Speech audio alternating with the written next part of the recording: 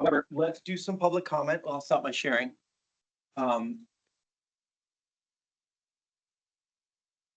So we have some folks in the room and some folks online. So I'm happy to do a mix of both. If you're online, I encourage you to raise your hand or drop something in the chat so I can see that you're interested in making a comment. And I'll go back and forth a little bit online and in the room. As we've been doing in these meetings, we'll ask folks to be brief. I'll keep an eye on like the 2-minute mark. I'll let you know that we're sort of crossing over that 2-minute mark. And I really appreciate people sticking with these long meetings online and being willing to chime in and make some comments. So Annette, why don't I start with you, and then I'll take, if anybody's in the room, I'll take somebody in the room and I can ping back online. But Annette, why don't we go over to you first? I have a question and a comment. I'm familiar with most of the people on the council who've been on a while, but there's some new people, and I would like to know who the last woman was who was speaking. I didn't recognize the voice. Secretary Lindsay Curley.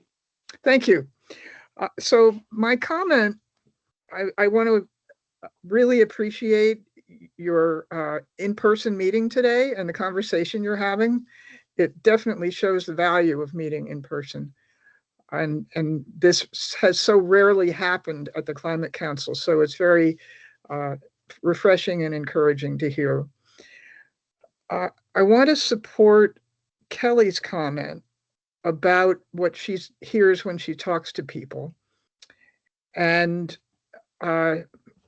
note that when I talk over these issues with my husband, he often says, and this affects me how?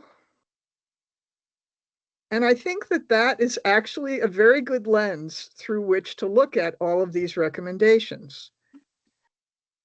And you can role play in your head. You could be a low-income resident living in a mobile home with kerosene. You could be a very wealthy person living in a very expensive home in a ski area. You could be a legislator. These recommendations that you're making have real weight to the people who live in Vermont and the people who are in a position to implement them. So this affects me how? I mean, I made a comment at one point on the appliance standard because it affects me directly. And so, for instance, on your recent discussion on cap and invest, if I'm the average Vermonter and I look at that recommendation, it's eyes glaze over. I have no idea what that means. I don't know how you translate that in a short recommendation to what it means, but it's one of those things that will not be accessible to Vermonters. And I will also note that I think I watched the first presentation or meeting that maybe it was cross-sector mitigation had with the New York people, and I'm actually fairly surprised to see this talked about as being a keynote recommendation at this time. So I think I'll stop my comment there. Thank you. Thanks, Annette. Thanks. Cool. I really appreciate the comments. I have someone in the room who had wanted to make a comment. Are you interested in making a comment? Sure. You want to introduce yourself? My name is Leonard Huisman. I live in South Burlington, and I'm associated with 350 Vermont and 350 Chittenden. We are very much involved in trying to shut down McNeil power plant in Burlington. That's not my comment, however. I have a more general comment. It was very clear to me from the first presentation by Sylvia how biomass in any trees, wood pellets, bioethanol, or whatever form it came in, is accounted for in greenhouse gas calculations. There was one statement that sort of flew by and that I didn't pick up. Vermont right away that it's gonna be possible to make the generation of electricity completely clean, 100% no greenhouse gases. As long as biomass power is, that is impossible. They do produce greenhouse gases, copious amounts of greenhouse gases. And I think it should be included in something like the LEAP model that was presented earlier this morning. But I don't know, I didn't understand from the presentation whether it is included, and if it is included, how it is included. And that's all I want to say. Thanks for the comment. Yeah, and the question. Before anybody here takes a stab at answering that question, I want to see if there's other comments online. Or other comments. Anyone else online would like to make a comment?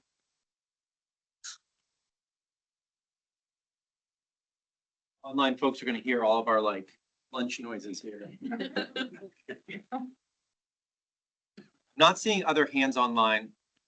And Brian's not here. I just want to give a moment for counselors as you heard these two comments or, you know, the specific question. Is there anything we can say right now?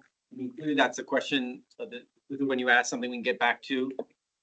You on, anything from the council? Anyone else? Just in reaction to what you're hearing right now? Thing? I think some of what Annette had asked for was suggesting about the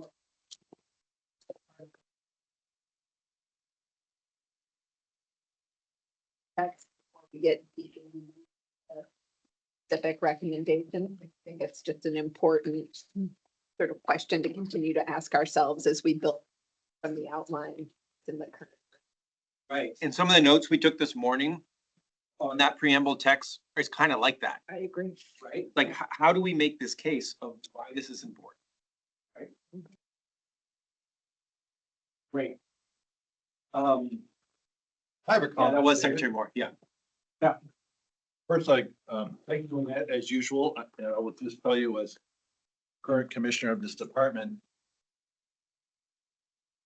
having a public engagement discipline, basically in terms of virtually or every decision we make fundamentally, it's just something that's now, that capability is now being incorporated and upgraded in terms of our team and our functionality and the capability to bring to the report. That's just the way you have to do this in Vermont. I think that's correct identification of what a critical lens, like what's it. Sometimes we're slow to see that, so great, that's helpful. Secondly, to your comments, sir. What is Vermont doing on biomass? But in all candor, for several reasons, I like McNeil being there for system reliability. I know that anathema, but I want to be straight with you.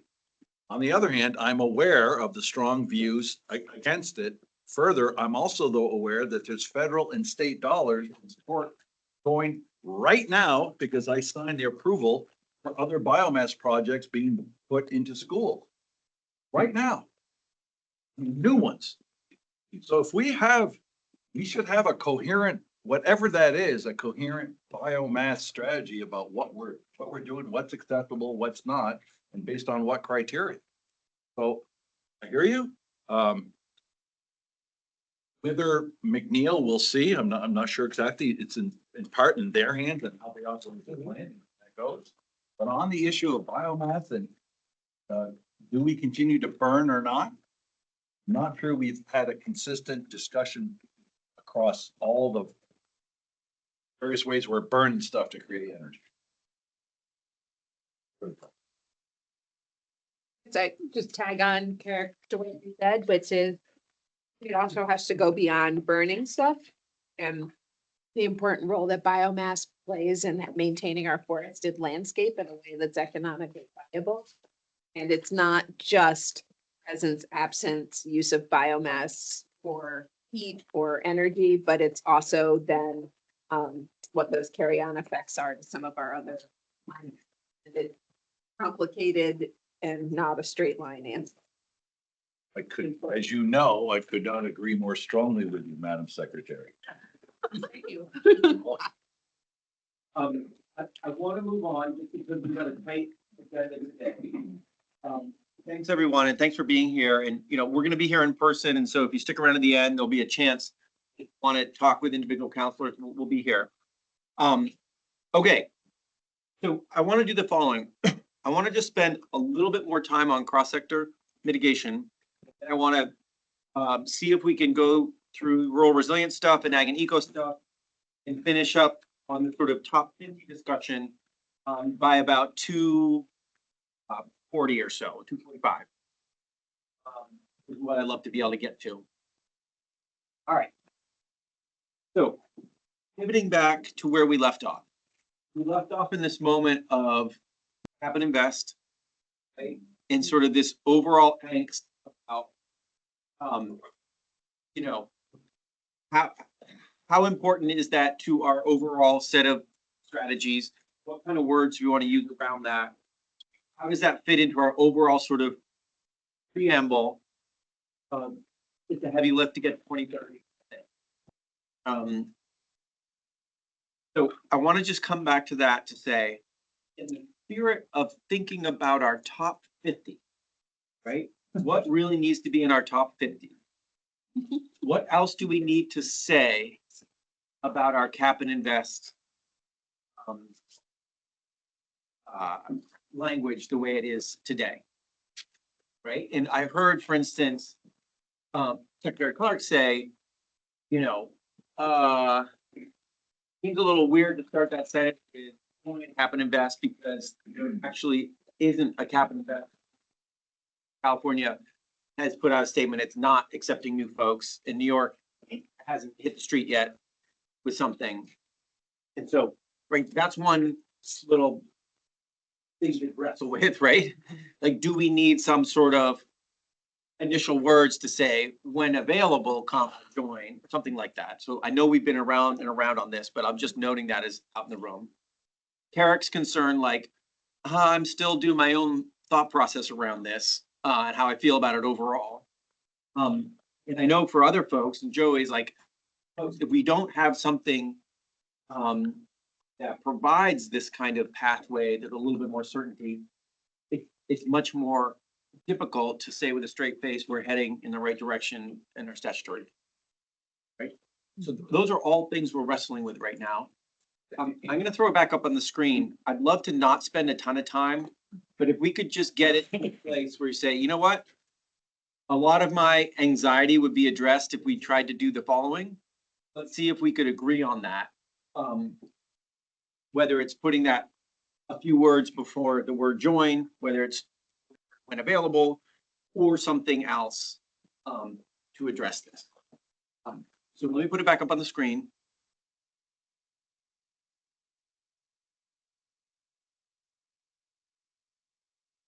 And say, and I'll tell you what the notes I've been taking so far is on the should, we're not going to put that to shall because we don't really have the ability to do that, but we can put some language, right? Shucks. We can talk about, you know, saying how important that is. So we could put some language in around that. Okay. Same thing with this, getting into more specificity of like, we are looking for things that do not increase the cost of living for low income Vermonters. So that's the kind of thing there's some question marks about the language of primary overarching policy. We've talked about maybe Keystone. We've talked about something different. I don't know. And then the other change that I put in the notes so far is another reference to the cost of living for low income Vermonters. I got some language. Okay. Well, I'm trying to, you know, I got your language. You still say bless your heart. Again, I'm trying not to be cynical in that, okay, what do I need to care? You know, but what's real here we can get accomplished. So if it was something along the lines of, if we go down to the, recommend Joint as as something that, as it is currently viewed, something so we acknowledge the hubris of planners. Where we think we have all the facts in our thing and we know, because what have we found out? I mean, we never have a really good handle, especially given all the moving. So if there was something about currently, and if there was something that said by affordable, predictable, and substantial, that's like 80%. Like 80% there. Okay, so in this, you would like some mention of that, like, as we understand it right now, that kind of thing. Okay, Because I thought Joey's question was really spot on. What responsibility do you have if you're questioning something that's on the table, you have a commensurate responsibility to offer up? And, it's in that kind of spirit responsive to Joey, I thought really fair question, that's why I offer this, and anyway, that's why. okay. And again, please react to the things you hear others say, because I'm taking notes as if folks are on board with that stuff. So if you're not, let's have a conversation about it and let's shape it around. Chris, and then over to Tayo. For Tayo first. Yeah. So what do we do if we determine that none of this is affordable? I mean, it's been so much on affordability, but if it comes back that it's gonna be not affordable, what are we doing then? Want to say? Chris, do you want to build on that? You going somewhere else? Well, what I was gonna say is, this kind of gets to what you're saying. Instead of like as the primary, or I would say the most practicable of the few options we have. Like just basically, like we don't have a lot of options. This is really, as far as like a keystone or whatever, this is best we got, given the circumstances. And so I would almost be inclined to just qualify it that way. It's like, there ain't a whole lot we can do, but this is something, if these other programs stand up, we can join and it might make sense for us. And that gets into your point about affordability. And then, I mean, I'll just say it just because other people are kind of, my big concern is like, no pun intended, time and energy as the mitigation takes. What's in the back of my mind is just given what I've seen, behavior I'm seeing at the federal level is towns not getting the federal aid they rely upon when we have the next flooding disaster and them going bankrupt if they can't replace 20 culverts and build 10 sections of road. And so in the back of my mind, it's like, we can agree with whatever we want to. In my world, that's what I'm afraid of. And then the Vermonters who lose their homes and other things, it's almost like, I kind of feel like we're focusing on the wrong thing.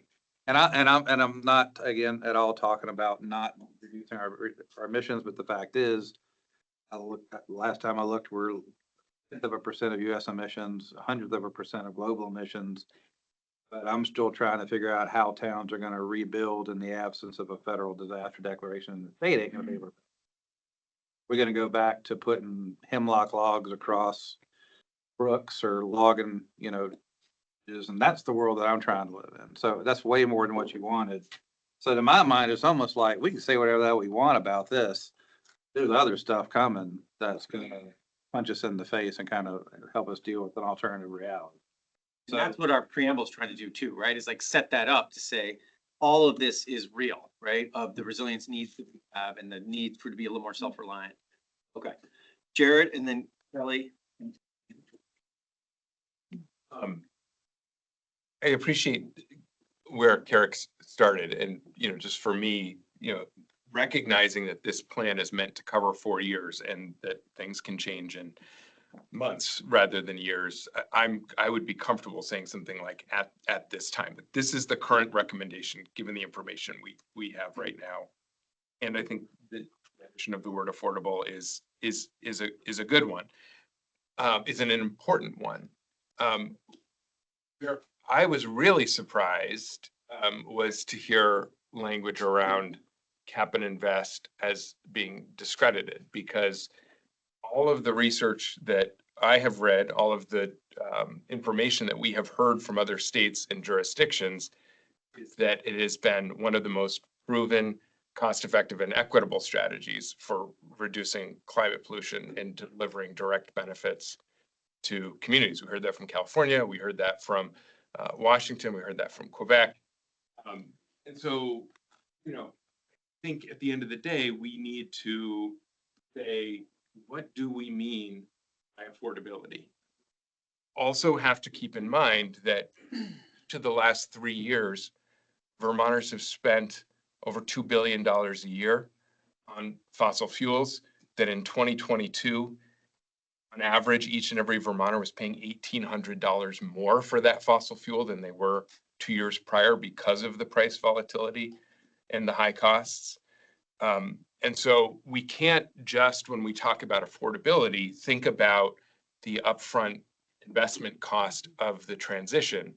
We also need to recognize how unaffordable our current fossil fuel dependence is right now, and the very real and continuing costs that leads to for Vermonters in their wallets, in their pocketbooks, not just the cost of inaction when it comes to, you know, other pieces related to climate change. So, you know, if that's the suggestion, I'm with you on those words, Carrick.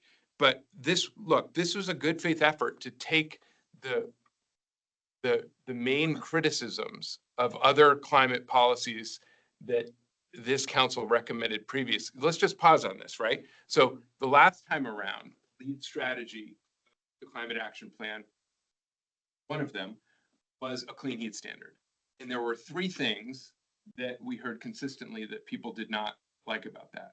One was, even though people who participated in significant cost savings, didn't like that for the folks who decided not to weatherize or not do heat pump water heaters or not do any of those things that could lower their bills, that their bills might go up if they stay on fossil fuel. And people understandably didn't like that. So we said, well, what do we do for the people who don't want to participate in the transition to hold them harmless or keep their costs low? That was one critique. Another was, well, why is Vermont going it alone? We should be working with other states and take a more regional approach. And, you know, and so both of the, and there were other pieces as well, but both of those are directly addressed in a cap and invest program, because in this is what all of the reports on it. So even we look at the report that was done for ANR and VTrans and that the council reviewed, the treasurer's report, those reports found net savings and benefits for doing this, and the really crucial important ability to direct rebates to low and moderate income Vermonters, regardless of whether they participate in the program. So that addresses that critique number 1 of the clean heat standard. And 2, we're going about this other states and jurisdictions in a regional market. That addresses critique number 2. And so, you know, I was really surprised by and strongly disagree with the language around discredited, because I think to the contrary, what we've seen is that the places that have done cap and invest programs, it's been some of the most proven and successful ways to cost effectively and equitably reduce emissions. And if we're not going to do it, then what is the strategy to meet our responsibility? And so, you know, I think that this has been so carefully, thoroughly researched and vetted. I don't think we should go back to the drawing board. So that's where I'm at. I hope that's helpful, but I felt like some broader context. That is helpful. And I think what we've got right now are these edits that we've talked about. I haven't actually made the edits, but I'm making the comments, right? Every effort is a little stronger piece on keeping people whole, particularly low income Vermonters. Cost of living doesn't increase for low income Vermonters. I really should edit this.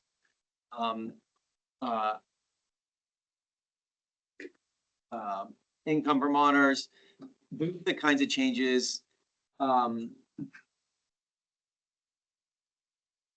And then down in this piece, I think what we're talking about here is actually not talking about primary overarching, maybe talking about Keystone, but certainly throwing in the word affordable and talking about this being the most practicable of the available options as we see them today. Right? And that's what we know today. I've got two more hands and then we're gonna need to pivot over to some of our other subject areas, but yeah, Kelly. So, I do think it'd be great if something better came along. And I'm sure there's something better out there, but it's not there yet. So this is the most practicable thing we know of. And then also with the concern about affordability, this is one of the only, if not the only things we have in here that actually would bring money into the state. So I feel like that when we're all like, we're not gonna have any money to do all these projects Chris is talking about, this might be one of the only levers we have that brings money in and allows us to make sure that we direct it to the people or the regions that most desperately need that, to be able to not see a cost of living increase, to be able to prepare for the next disaster. And so I mean, I see this as like, again, like, yeah, if somebody comes up with something better, please. But right now, we've done a ton of research. We've seen that these work in other places. When it becomes available, we would be partnering with another region, and so we're not going it alone. I just see like, and yeah, it brings income. Like, it's like the only thing we have in here that does that. So that's why I think it's like, you got a lot of things that it can do for us, and not discredited, but maybe maligned. I've heard very maligned policy by lots of people, but that doesn't mean it's not a good one. I had two hands over here. I'll take yours first and I'll do Liz. I got three hands, sorry. I can be quick. I had three things, but I'll just go to one. Yeah. Instead. But I was just wondering, when Joey was talking about why she put that language in, the way you explained it was clearer than what's there. And I think sometimes what's missing is is just the way it's being explained. Like when you talk about, well, the reason why it's in here, well, maybe that's what's kind of missing, is that, and it goes to what you've just been saying. So maybe to be a little bit more explicit in why it's there. And maybe the other thing would just be, it says final note, a final note. So you've got cap and invest as the first number one, that says, no, and it's like, that's all you can focus on. Do you mean a final note? No, probably not. No. All right, that's all I have to say. Liz and then Julie. Andrea was first. Oh, Andrea, sorry. That's okay. I mean, we could wordsmith it to death. And obviously, we don't have a food that has to go and do that. But I do wonder if there is an issue that could be solved with the general language up top. I mean, we could monitor and change language, but maybe there just needs to be a qualifier that says when an effective and affordable program is available, or something, some kind of qualifier there. Or, and maybe, or, I feel like we're getting a little stuck on the council recommends in the final note, no longer final note. The council recommends, maybe we're ahead of ourselves in words if we haven't really decided if the council recommends that. I mean, we recommend it, but not maybe as a top priority. And just say, while joining a cap and invest program is the lead overarching, additional policies will be needed, instead of breaking it up and being, I mean, it's in here. Obviously, the council is holding it as a potential recommendation. Okay,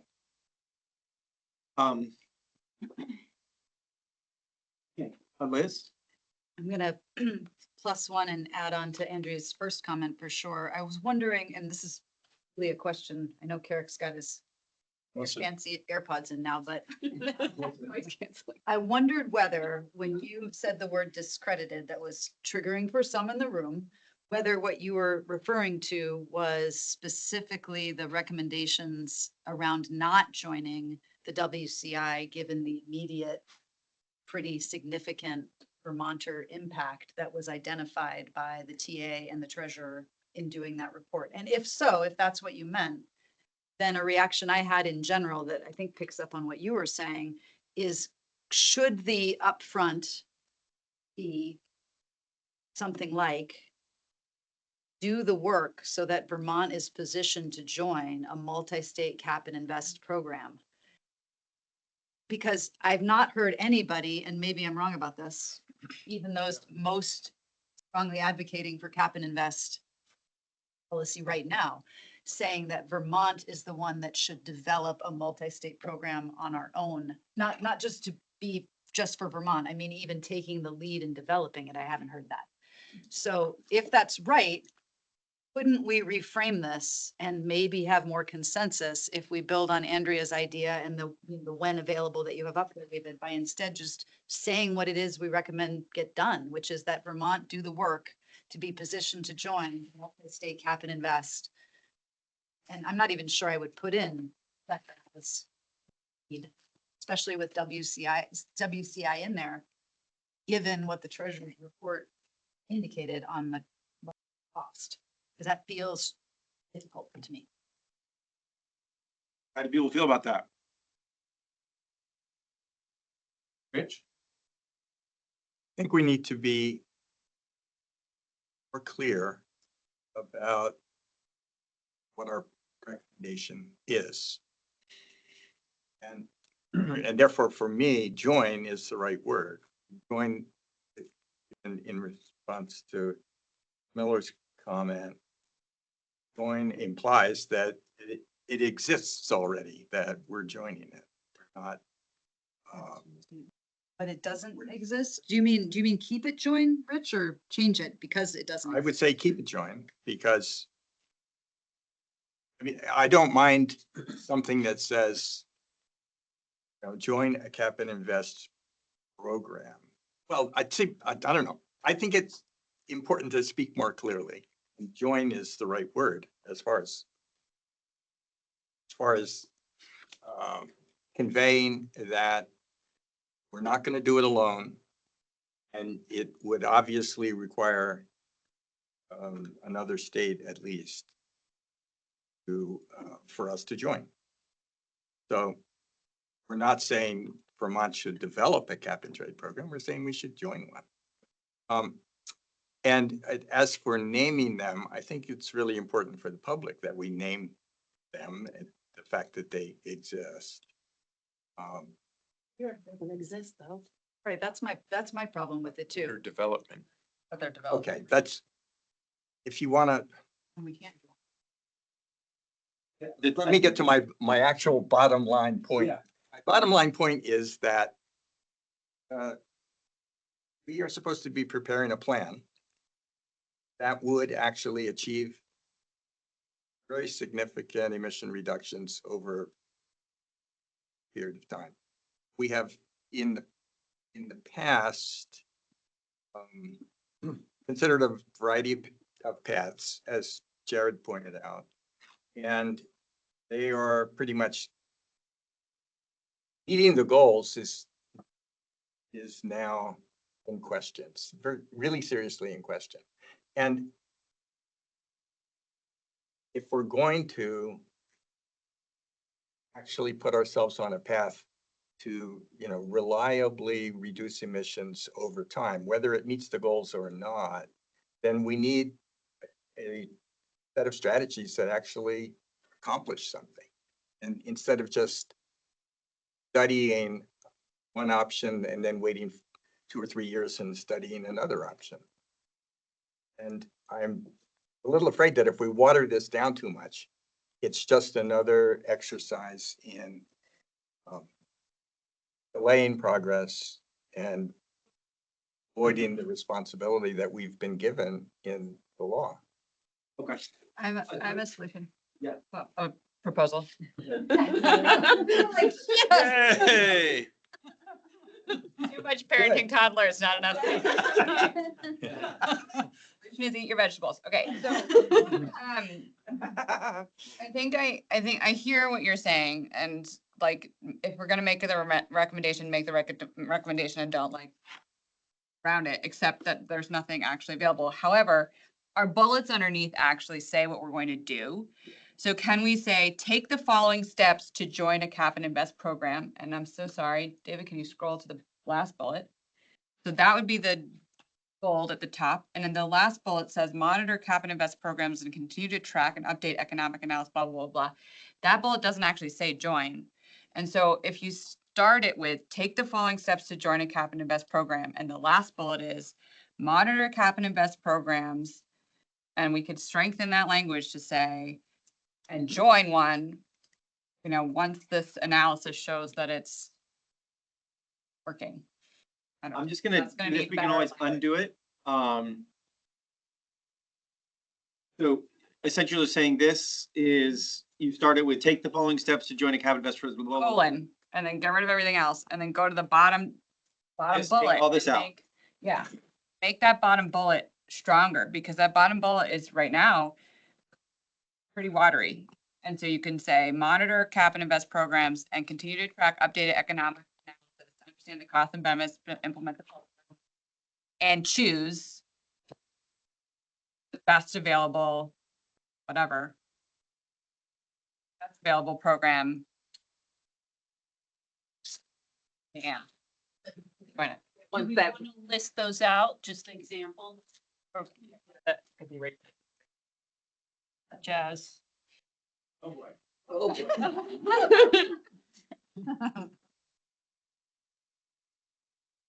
I'll write it out properly. You guys know what I mean? and then but I think you need one more phrase on that. Once the preliminary work or whatever we called it up top, Shayla, is complete. Right? Like you have to have, Yeah, I'm sort of thinking, yeah, Julie, I was like thinking of like, you do those other things and then you're Right. monitoring them, Or to maybe- invest it. So you almost number them, like that helps too, just somehow connecting it number back to them that. so that it's like you do these things. How's that landing for folks? Not sure yet. I appreciate the problem solving. I- And eat your vegetables. Yes, I feel like Cabin Invest is the vegetable. So one thing that I would say, I think it's really important to note that this is largely for the transportation and thermal sector, so because we have other tools that we've employed elsewhere largely.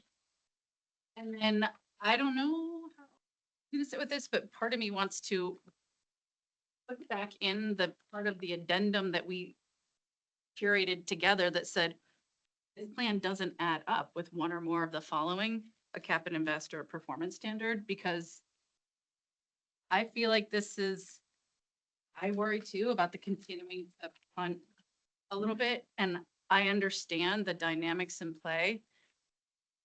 We are generally tracking towards the same goals we've had in statute for 20 years and 2005. So I just want to make sure that this plan points directionally to the stuff that we actually know we need to do.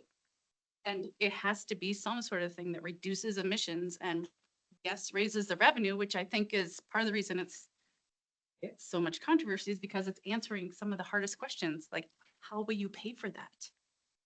So I just would hate, I would love for maybe the inclusion of the language around the addendum if we go down this road, which I kind of think.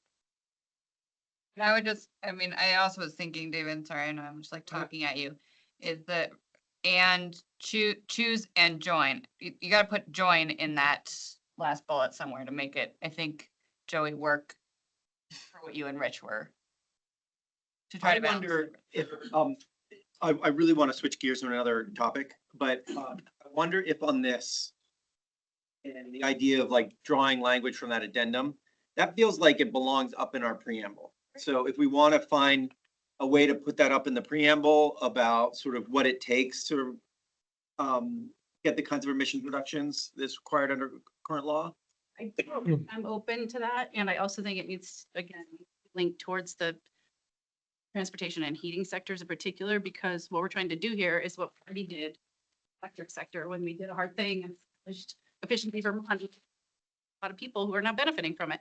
I just think we're trying to do hard things, and I'm open to that, but I think it needs to be tied to heating and transportation in particular. Okay. I think that's sorry, how would you say talk at you? Sorry to talk at- I really appreciate it. That makes sense. One thing, just to make sure the record is clear, we can go back on the tape. What I had said was, and what my concern was, is that the general public, to the degree they've heard anything that was, out of all the proposals we have, what the general public has heard the most about is the cap and invest, and not in a pleasant way. You could put, excuse me, you could say clean heat and cap and invest, right? There has been some issues. So that was my point in terms of discredited. For myself and I'll speak just for myself, not my team. There's a lot I need to learn, and I know that. And the like, honestly, it surprises me there isn't a New England cap and invest, for instance. It'd be that. It's strange. to me, For a but- dozen years and then that created. Okay, and lastly, I would say, at least for me, viewing this plan and where it fits, since we've kind of taken a few shots at going above. Practically speaking, I mean, we are in the midst of reinventing kind of what are we doing with the efficiency utilities? Right now, we see huge transmission costs and stuff coming from the region to Vermont ratepayers right now. We have incredibly at-scale power supply questions. You already mentioned in the White House and not taking offshore wind off the table. Further constraints on the additional Hydro-Quebec supply, the need to build additional transmission to connect. So there are fundamentals writ large about where we're gonna get some at-scale power supplies to buttress and supplement and complement the in-state renewable generation, which needs to keep going. So there are and so then we have this plan and we have to meet our statutory objective. I talked about hubris because don't think this plan is gonna determine, like, okay, here's our energy future. Or on this ocean, and I, even having said all those kind of caveats, I want this to work and make sense of a piece internally. So I really appreciate the language on cap and investment. I like where we're ended. I do too. I think- Sorry. Love it. And I think there's a number of changes here that aren't reflected yet. Some changes are reflected. There's a number of these changes that haven't been reflected, but I think will get us to a better place. Okay? All right, folks, let's move on. Just to note what's, I had raised my. I'm sorry, Julie. Go ahead. Go I ahead. just, Go. nope, in that final note piece, I think there are a couple of things that are important and part of it is just perhaps the elephant in the room of the 2030 standard that Rich spoke to too, but there's the sentence, the fifth line down, the council recommends adoption of complementary policies. I don't think I can support that. I think it would have to say something like the council acknowledges the need for complementary policies to accelerate the transition to non-fossil heating fuels. And we may want transportation in there too, to Joey's point about this being transportation and heating, consistent with the Global Warming Solutions Act. But I feel like this is a huge thing we are recommending, and to immediately say, and by the way, it's not nearly enough and we're going to have to do a bunch of other things too, is a disaster. So, Can I? yeah. So I think we need to say that we're recommending complementary policies because that's everything that follows. My understanding was. So I think that's been the confusion in this paragraph, because at one point we were just trying to consolidate like the conversation around the clean heat standard and stuff like that. Now it's doing more in this paragraph. And if we're talking about the things that happen later in this document, then that's clearer. If we're talking about something else, like thermal energy benefit charge and that kind of stuff, I feel like we're not doing a great job of distinguishing between all the blocking and tackling of weatherization and all that kind of stuff. Yeah, I'm focused It's- exclusively on what happens in that next sentence. Those are the Right. complementary policies. Because I feel like, Rich, we've been going back and forth on this a lot too. It's like this sentence, additional policy will need to achieve target law of liberal, right? I feel like, and then we say it again, right? In the thermal sector, complementary policies. In which not clear, like, are we talking about what's down below? Or are we talking about something totally different? I think that's where we get a little muddled in this paragraph. Good point. So, I guess I should respond. 2 points. I'm okay with acknowledging the need. Because I think, that looking at what has happened, any place that has a cap and invest policy, we see that they have the need, they have recognized the need for complementary policy. And, you know, and as I've said earlier, in the electricity environment, even though we have Reggie, we also have complementary policies. We should be straight with people and acknowledge that the cap and invest by itself is not going to deliver all the benefits that we want to see. That's acknowledging the need. I as know, opposed I'm to- agreeing with you. Okay. Starting by agree, Okay. and And can we acknowledge, distinguish between when it's a policy like what we have in this document or whether it's something else? Because in this document, we don't really talk about a thermal energy benefit charge. We do talk about studying sector performance standards down below. so one of the reasons why some of us agreed to take out specific language on those things was that we were going to make a general statement here. Something like them is needed. And that's why it's, you know, X, Y, or Z listed here, as opposed to taking them off the table altogether. Would it be okay, sorry to interrupt, just that, time is gonna crush us today. Would it be, folks be okay if Rich and I work on this paragraph to tease out the difference between the kinds of things that we have in the recommendations below versus the kinds of things that are like in a bucket of things that could be looked at? You see what I'm saying? Like, because there's weatherization, getting the, you know, heat pumps in and all that stuff we have below, and that's complementary policy. Then there's other things like a modified clean heat standard or equipment standard or fuel standard, those kinds of things are bigger ball of wax and we can tease those apart. Happy to work on that with you. But I would point out that what we say below is find a way to finance electrification and weatherization. Yeah. The ways to finance those things include a thermal energy benefits charge and a performance standard like clean heat standard. So they are in fact implicitly included in the plan as means to finance the things that we recommend.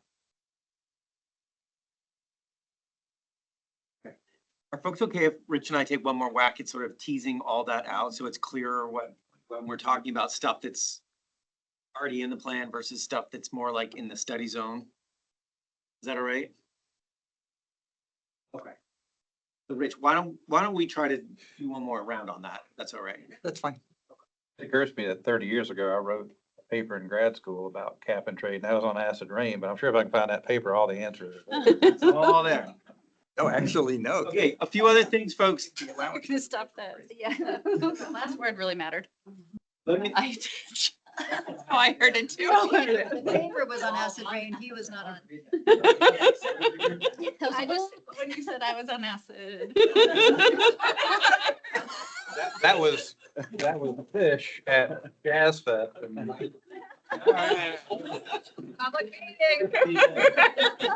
on record. Being recorded. Okay, so just to recap on Cap and Invest, we've actually done some interesting rewording at the top. There's more rewording to be done based on these comments that I've been putting in the text. Rich and I will try to clean up at the bottom as well to give some more clarity about what we're talking about. We're talking about acknowledging as well rather than recommending, because that's where we're having the hardest time building agreement.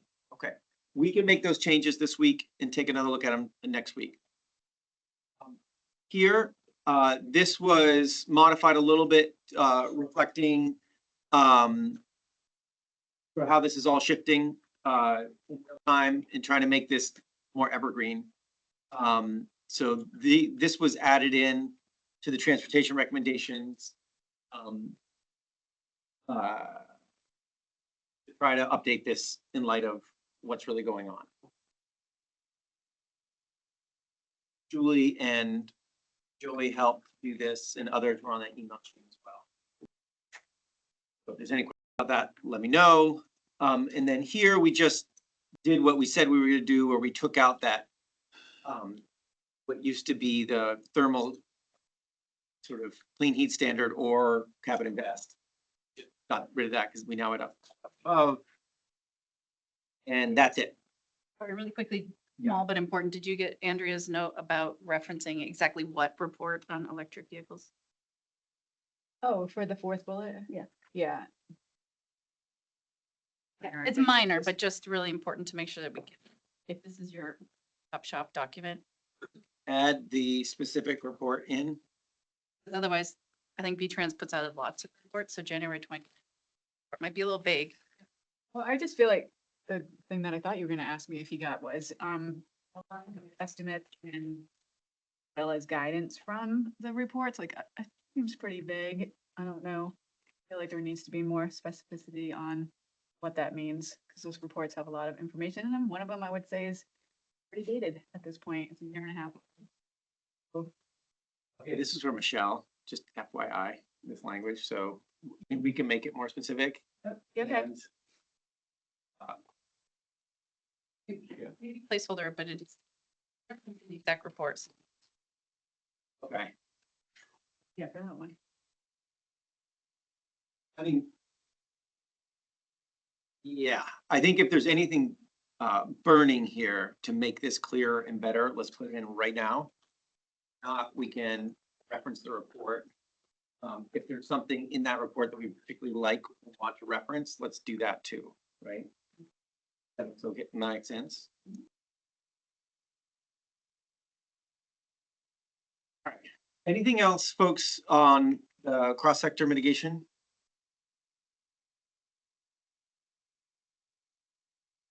All right. Yeah. mean, to the extent you've got notes, like on number 7, which is really quite long, I think there's some intention to take out some of those bullet points. Yes. So we'll just need to see that, obviously. Yeah, I think the intent is to this kind of level of detail, make sure it's in the chapter. And so Yeah. that's, we can make sure that the detail gets in the chapter and doesn't need to clutter up. Okay. That good? Is that, you're right, we haven't acted on this. Anything else? Remind me, process about getting new ideas on the table. We're talking about the 50-ish recommendations that were our original, and then we had public comment and further input. And some of those things are not on that list. I'm just curious, like, what's the process for? Like the 200 and something list? Yeah, I mean, if there were, From the public that have Yeah, come up yeah. since we last. which are not on the 50 bulleted list, like in the cross sector, I think of several. Oh. And wind, putting wind and state back on the table. Right, or geothermal networks and that. Yes, geothermal networks, sorry. Right, so there was geothermal networks came up frequently in the, Yeah. on some of the public comment. And I think there was a conversation about like, that's part of it, but it's not necessarily mentioned. You're right. I can't remember. I just can't remember, I don't know what the process is because I. Process is, let's put that in right now. If there's something that is like, I heard in the public comment is really important, but now, right now is the moment. There is no more process except right now. Oh dear Lord. So David, Mhm. on geothermal, Yes. added to the text introduction to the section. It's in this introduction section. Yeah, so it's I added it. perfect. So we have it in there. To vote, like, I'm not saying this, but maybe somebody wants to vote for geothermal networks being a top 10, I don't know. But there's no recommendation on it. Right. What I'm saying is, could we there add be a one? recommendation on it? What's the process Would for, you want to? I guess was more asking the process point at this. point. Process has been like, in the last month is the time to have added a new recommendation that you wanted to do that. So now is, if you have something in mind, it is now or never kind of moment. It's not, I mean, could we add a recommendation around geothermal? what would it say? We should support geothermal net. Is there a recommendation in the rest of cross sector around geothermal? No. Because we didn't think of it and the public has given us input that it's missing. What if we said something as It's asking simple as, whether we should take, what modify the plan. if we said something as simple as based on public response, geothermal networks should be explored as a priority option? Absolutely, you could write that. That is 100% possible to put in. And whether it's like number 12 of these, it's entirely appropriate. But this is the moment. Yeah, Jared? I would suggest, when we were working on recommendations, my understanding is that what we were trying to do to recommend broad policies and programs rather than specific technologies. So I think network geothermal could be and is an important kind of piece of the puzzle option. But we're not going through in other parts of this plan and recommending specific technology options. So I think the approach that Rich has taken is to explicitly name it as one of the technology approaches that can reduce emissions and be a solution in the thermal sector makes a lot of sense. But I don't think that we want to go ahead and make specific recommendations by technology type throughout this. I think that would be a different approach than we've taken to date and would take up a lot of time. So I think it's absolutely worth mentioning as one of the technology options available to us to do a lot of the things that we're doing that could fit under a lot of the policies and programs that we're talking about. But I don't think it would be productive at this point to be lifting up specific technologies over others or to do a technology specific based approach rather than a broader approach with broader criteria. Okay. Kelly? Part of the reason that, I mean, because I heard it a lot and I said, I think maybe we should add this as a recommendation, but I defer to Rich, who knows more about it. And so we put it in the chapter. One thing that might, because what I've heard from folks is that people are putting in, like, especially in municipal buildings, schools and hospitals and things like that, people are putting in wood-fired heat rather than something like a geothermal network, which has no emissions, I think. And so they're being pushed to these like advanced wood heat boiler systems and things like that because that's been the current recommendation, but especially for a larger project or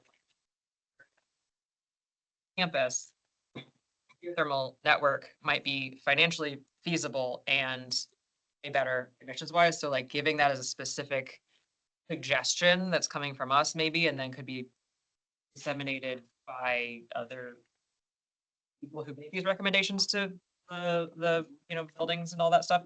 I'm not speaking clearly because I don't know all the lingo, but Got it. it might behoove us to lift it up a little bit higher as like a good alternative. And I was trying to figure out where we're talking about like, the heating systems for stuff like that. And there's like only a little bit of it in this at this point, but anyway, I don't know where it would belong, but it did seem like it's a technology that could be a really good tool and hasn't been mentioned at all, whereas we do mention other technologies, but not like saying you have to use it, but we're talking about like more efficient heating with wood products. Why don't we talk about this as another tool? Okay. Chris? Jared, I hear what you're saying, and I appreciate the desire for consistency, but the public hadn't asked us for much. And it feels like this is a low hanging fruit. Let's just say, even prioritize, like, hey, a priority that we heard coming out of the public is this, and elevate it. So, I don't know, that's just my take. Maybe it's a populist take, I don't know, but. Could you add it into your existing number 9, please? Not answering that question, but maybe, but the 3 lines that Rich put in, first of all, is this chapter not publicly, this is, Where are you looking? yeah, exactly. I'm not sure where Rich's magic words are. Rich helped do one of the subsequent chapters that we have a chance to look at yet, I think, right? They came to you at the end. Right. Yeah. So They're just, I've seen it because I started the chapter, so Rich picked it up. The 3 sentences that he wrote, or the 3 lines that he wrote, feel to me like to potentially put in. The rest of the text Rich has cleaned up is explanatory to recommendations that exist. So it would make sense to go ahead and take that, put it in a recommendation. And it's specifically regulators and utilities should adopt and implement policies to support deployment of geothermal heating systems, including thermal energy networks, as an additional option to provide efficient renewable heating and cooling. And we can wordsmith it. I mean, we all might not agree with exact phrasing, but it's a good place to start. Great, and so add that as like a number 12. Yeah, or put it up with, That's the 9. this is actually, he has it in pathway 3 of electricity, which is increased access and participation in renewable energy programs. Oh, okay, so it's up in here. Would be higher, but it's a heating system, but it's cross technology supportive. So, I don't think we can fix this in, right now. However, we can take a pulse of the group. Are folks comfortable taking the kind of language that Liz just read out of the chapter language and turning it into a recommendation that gets plopped into the CSM top 50-ish recommendations? Any concerns with that, Rich? I think it's fine to turn it into a recommendation if people would like to do that. And I will point out that I included it in the renewables section, which is, think about it, it is a form of renewable heat. It requires heat pumps, and so it's connected to the heat, the whole heat pump policy. So it makes sense to include it either under electricity as a form of renewable energy or to include it under thermal. I don't feel strongly which. Near number 9, or so either up above in electricity ones or below in the number 9-ish zone. And that's fine. Okay, so can I just take a quick note then? Folks are comfortable, shout out if you're not. Jerry, you were a little uncomfortable, but like, if we take that language that's in the chapter, create a little recommendation with using that language. As long as we're just doing that, it doesn't open up a Pandora's box of listing out every other technology type. Got it. Which I think. Okay, fair? Okay, any other concerns with that? Okay, let's do that. Great, we can do that after this week. So whoever wants to help me with that, I would welcome that. Okay, are folks okay moving on? Out of cross sector? All right, so this is rural resilience.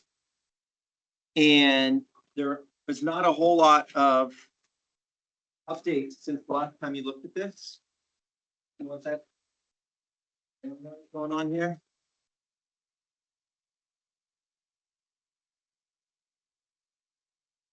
The last time we looked at this, there was a couple comments. And I'll just walk through them quickly. On the one where we talk about the Business Emergency Gap Assistance Program, I think Kelly, you were in particular were interested in saying, link and coordinate efforts with organizations and networks providing similar support to businesses. So that was a comment we tried to do with that. We wanted to clarify that this, when we had the whether, how to define value measure, that's what this actual PUC study is doing. So we put PUC resilience plan, blah, and which is analyzing. The study is analyzing whether that's its official mandate. We tried to fix that. Am I remembering Liz wasn't there when we talked about that? We were gonna ask her if this. To do it that way.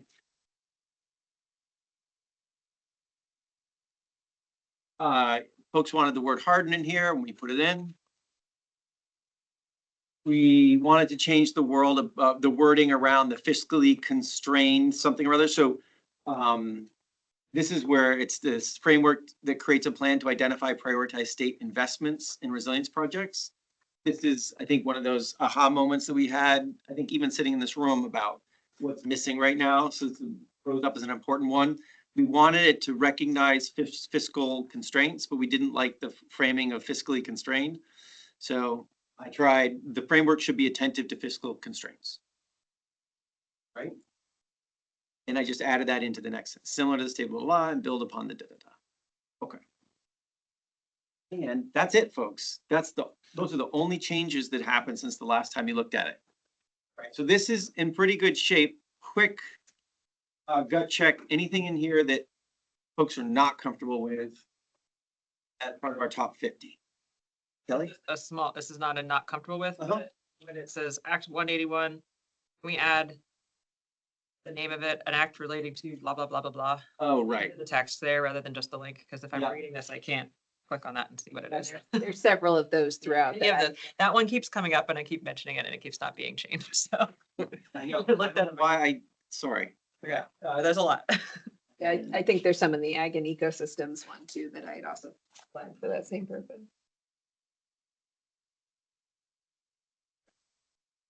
Thank you, thank you. Anything else? Yeah, Liz, and then Julie? Let Julie go first.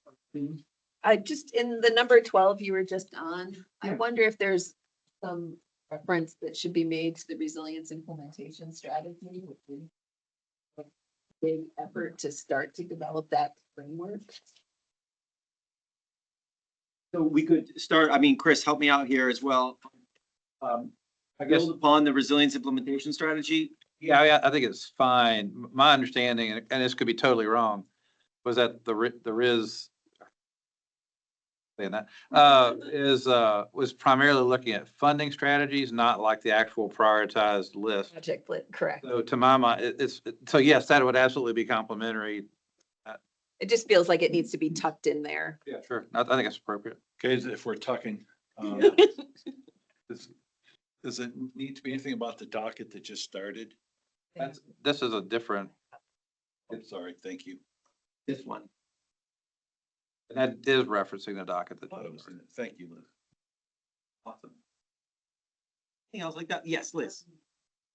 This might go more toward my 10 priority or whatever question than a problem, but why is 7 not duplicative of 12 or 12 more comprehensive than something? 12 is the risk of vulnerability.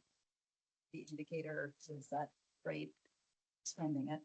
12 is this much more, it feels actionable, this framework of prioritized state investments. Is it municipal versus state? Like, what's the difference? They're either they feel overlappy or maybe building upon each other. Maybe it's just a reordering thing, but I don't understand it. Jane might be able to help a little bit on the pivot from the municipal vulnerability index, which does exist, to municipal vulnerable indicators. Excuse me, the indicators tool exists. Yeah, know what The it index is. doesn't, right? Yeah, and the question is, am I wrong to think that it's either duplicative or overlappy with 12? I think it's overlappy, and I guess I would say that if you were to actually move forward with it, that the municipal indicators tool, as it stands now, with even without moving it to an MVI, like an index, it could be used to inform where those projects are. Okay. So it's sort of, it's foundational information to make a selection of projects. Okay, because when I read 12, it feels disconnected from that. So I'm concerned that either the way we have it ordered or the way we have them phrased feels like there's some legwork in there, like. Would it be helpful to literally put them together and then No, make a connection? One, I mean, like, one after. one after, excuse me, one after another. When I say together, I mean next to each other. Sorry. Essentially. Yeah, and then maybe a reference, cross-reference there. Chris, I know this is important to you too, so I wonder if there's any. Did you not? Yeah, I was trying to remember the municipal vulnerability, I remember the tool. The tool is still getting developed, right? The indicators tool is done. It's online. It's the idea that we never took it to an index where you rank it, like review across municipal. Does it identify like bridge X on so-and-so? It would show you where the most vulnerable are. But if to me, you it's, Use it. to me, they're very different things. So number 12 is like, we previously made reference to the state transportation. I mean, that identifies like a specific thing. That like, right, in the absence of investment, you're not gonna be able to travel across the state. You know, you're not gonna be able to travel, you know, it's like, so to my mind, yeah, so I think if you were to put 7 ahead of, move to be 11 or something, or move up to be 8. Super helpful. It's probably more a priority thing. Which, I hate to see duplication of tools that then don't get used. Yeah, one's a tool, the other I think is a list, right? So in your world, right, that'd be the Green Mountain Power. This is the stuff we have to do. If we don't, bad things happen. So when money comes, let's put it to that. The tool will help inform the list. So, I mean, I can take a note here, it's like, when this gets done, let's put them up, within the vicinity of each other, adjacent. Thanks. Good catch. Struggling with. Yeah. Number Please. 15, and I'm gonna stare right at Shayla because I suspect it came from the health department. I think it There's did. A lot of parentheses and specifics, and I struggled to follow that one. David brought it to my attention this morning. I think with permission, if others agree that it's confusingly worded and not, my concern is that there's not a, mechanism for it. So like, I don't see the how, and I know we don't have to get all the way through the how in these goals, but, if I could take this one back to try to clarify it, I think the concept, right, is to make sure that we're getting resilience and mitigation supplies to full households, and income qualifying households. So if that's the intent and folks are comfortable with me trying to get it, maybe a little bit less specific of a list of things and more a mechanism for how to do that, I can work on that in the next week. And I'm gonna get ahead of Will and say, probably saying weatherization in there, because it's a whole laundry list of things that does not include weatherization. Got I am components of very much weather is- for weatherization, but I'm wondering.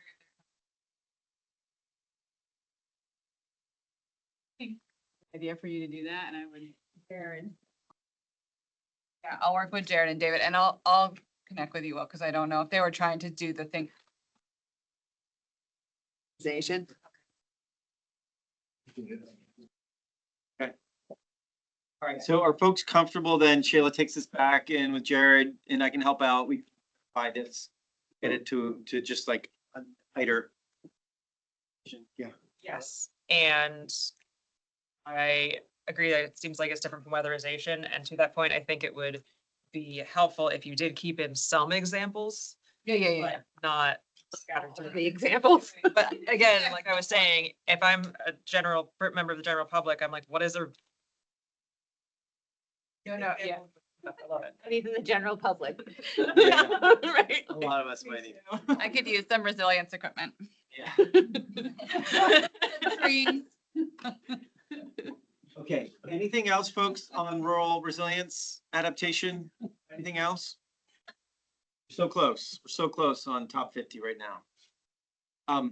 Okay, let's switch gears over to Ag and Eco, which is the next one.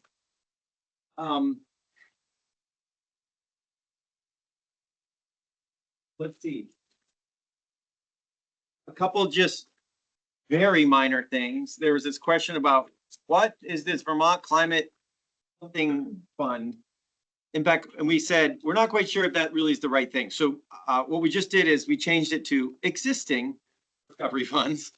And just to avoid that, getting ourselves all tied in a twist is something we weren't clear what we're talking about. That's one little change. Just some wording changes for clarity in this one. Honestly, all of it is just like clarity or attempts at clarity.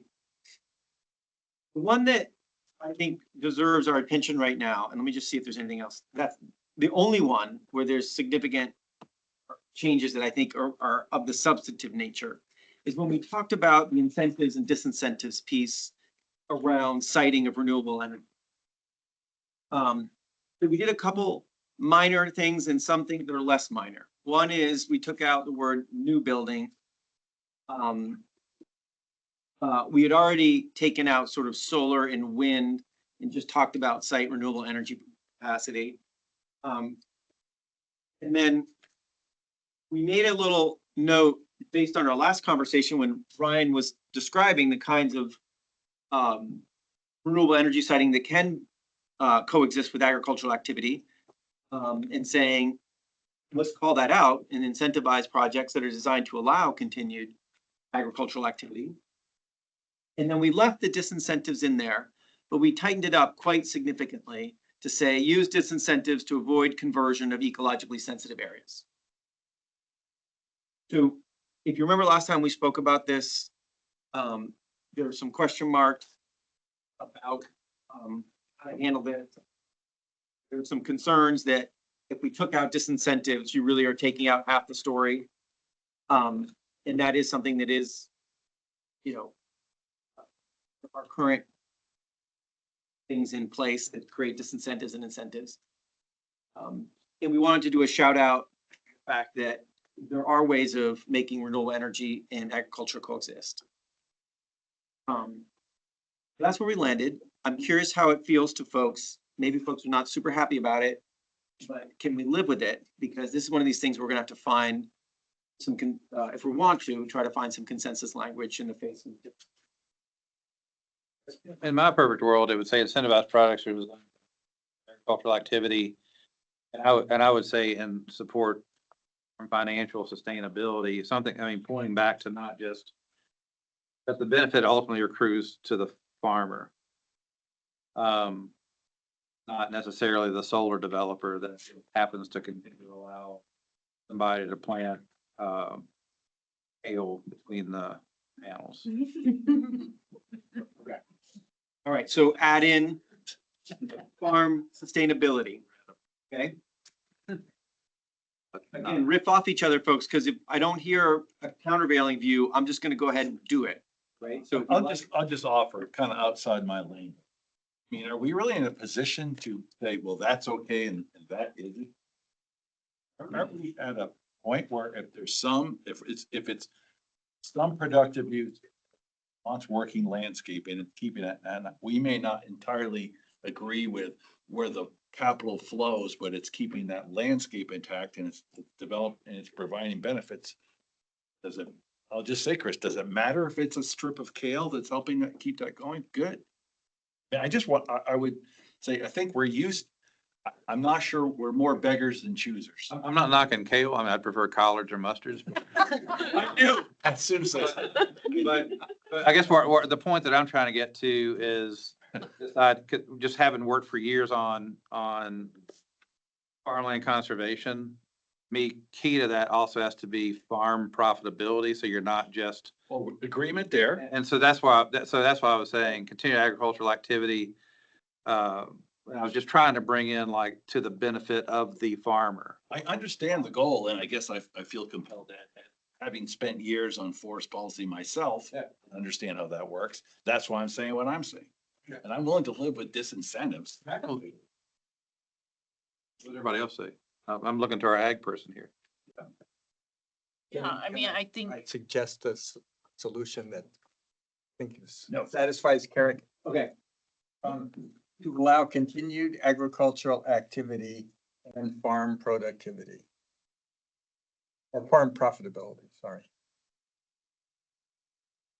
And, you know, so incentivize projects that are designed to allow, designed to allow continued agricultural activity.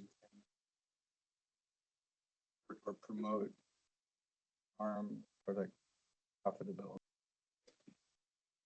And I mean, to meet Carrick's objection, it doesn't matter whether that's coming from. You wanted to put support in before farm? Further down. I just, yeah. As our ag representative.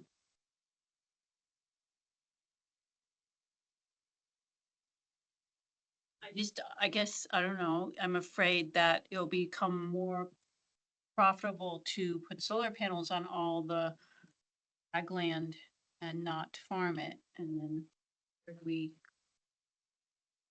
to grow food. I guess from my perspective on this has always been the way to help keep farms as farms and keep farmers as farmers. That's why I've always been nervous about the inverse of that is not allowing solar when that could actually keep that farm as a farm.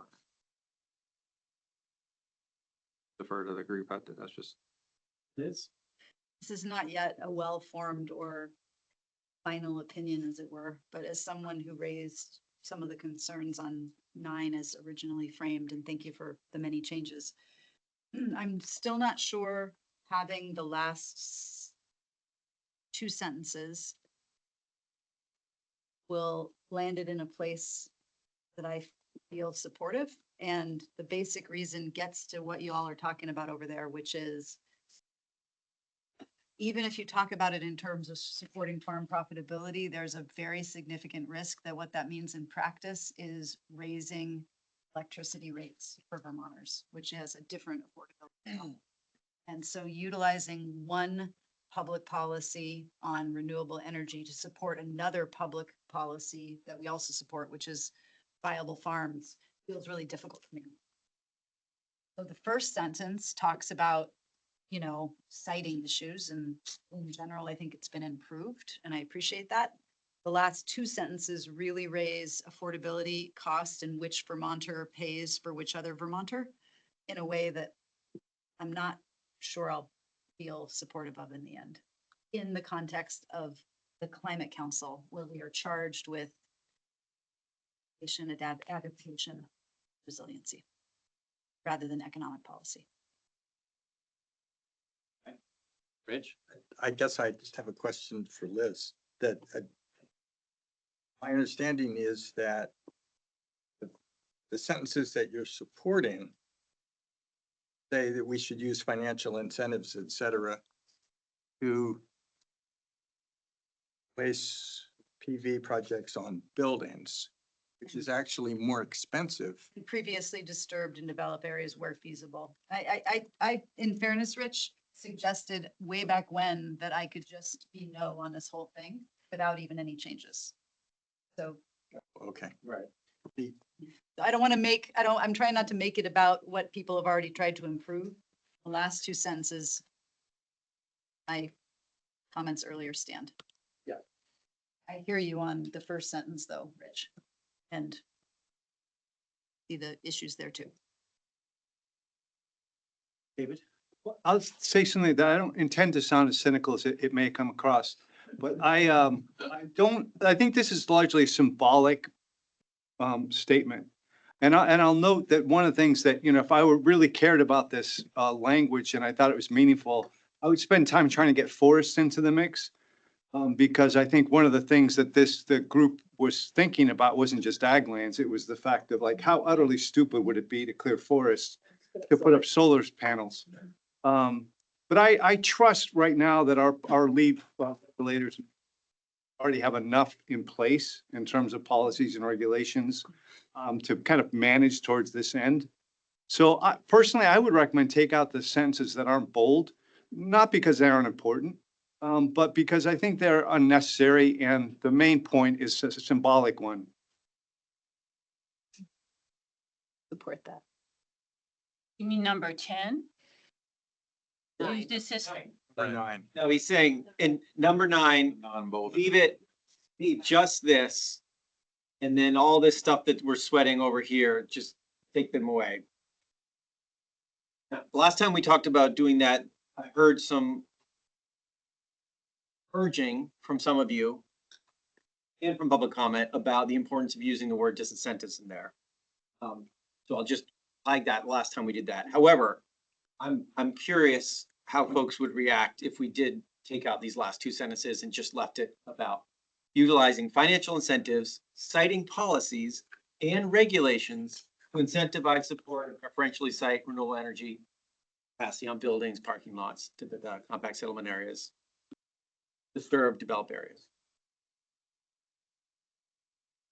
Would that seem like an okay expression of what we're trying to achieve here? If we took out those other two sentences. Yeah. I have a question.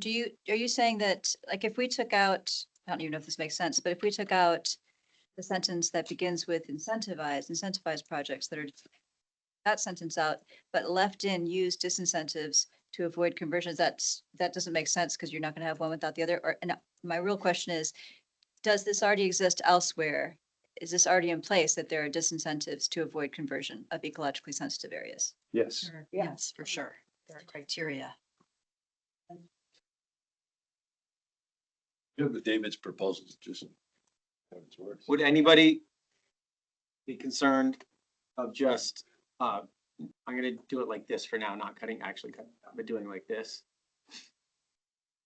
Taking that out? I'm not totally. just because of the conversation. Subcommittee, there was a lot of support for that framing.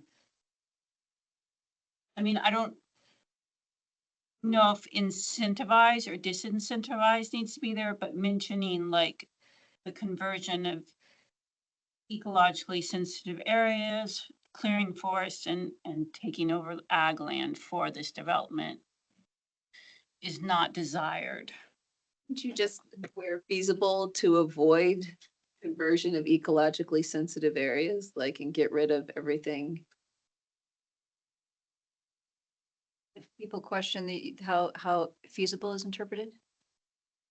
There's wiggle words all throughout this thing. You see what's going on there, Jael, if this would go here? I can't actually see that very well. Oh, is it too small? Yeah, it's just a little clear to me, light or something. Oh, really? Yeah. Okay, that's better. So. Right, so this could be here at the end of the sentence, to avoid conversion of ecologically sensitive areas. Ellie? I wonder if it would basically saying, so given that this, the idea that's sort of symbolic, right? But it's important to have that in there, saying something like, the intention being to avoid conversion of agricultural, forests, land, and other ecologically sensitive areas. Like, and I think basically stating the intention of this is prioritize citing renewables in these places, and the intention is to not cite it in these other places if we can help it. But like just saying what our intention is so that that's not lost, but. Yeah. I'm not gonna down the hill, but, and this is where I have kind of chimed in to say, but if it helps the farm remain economically viable as a farm. I'll admit, relative to most planners, I am very permissive of alternative accessory uses on farms to keep them operating as farms. If nobody else may agree with me, but that's just my. And that was why I didn't want there to be a disincentive for putting solar on your farm. Yeah.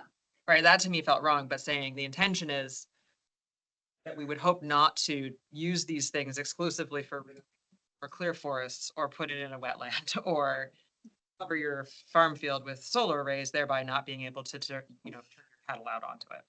Right, so like naming that intention, but not necessarily having the actual disincentive. Yeah.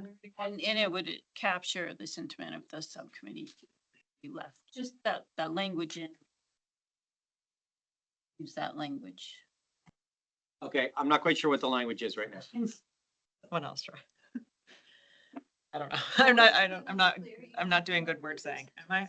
The intention is, and when you say that, then we know. So with Language intention. with the intention of avoiding placing of renewable energy on agricultural, forest, land, or other ecologically sensitive areas. It becomes a little bit of a salad there. Yeah. Yeah, that's why I'm not good at. Start a new sentence. The intention is there, and then I think what the trick with that sentence, I feel like it's not capturing the nuance that Chris is putting on the table. I can't do it out loud. Someone else. If nobody else agrees with it, I mean, So I'm agreeing with Chris on this. Right. There's a nuance to this where it's tricky, right? And I think maybe there's a sentence there, Jael, that you and Kelly and I can work on. It captures that nuance that's a little bit more nuanced than just like, don't put it on ag land. Because I agree with Chris also. So. I At least can't. that forest land in there? I would say, please Ecologically keep sensitive forest. Forest, Please keep forests in the mix along with agriculture. yeah, I agree. Okay, so hang on a second. Let me make a note here because we don't have time to do this right now. But the note is,